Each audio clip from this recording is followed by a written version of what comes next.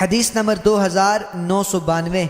حضرت محمد بن ابی بکر ثقفی نے حضرت انس بن مالک رضی اللہ تعالی عنہ سے پوچھا، اور وہ دونوں مینا سے عرفات کی طرف جا رہے تھے، کہ اس دن تم رسول اکرم صلی اللہ علیہ وسلم کے ہمراہ کیا طریقہ اختیار کرتے تھے؟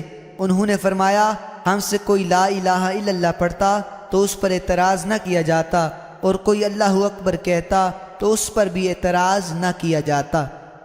حدیث نمبر 2993۔ حضرت محمد بن ابی بکر رضی اللہ تعالی عنہ فرماتے ہیں، میں نے حضرت انس بن مالک رضی اللہ تعالی عنہ سے عرفہ کی صبح پوچھا، اس دن تلبیہ کے بارے میں کیا فرماتے ہیں؟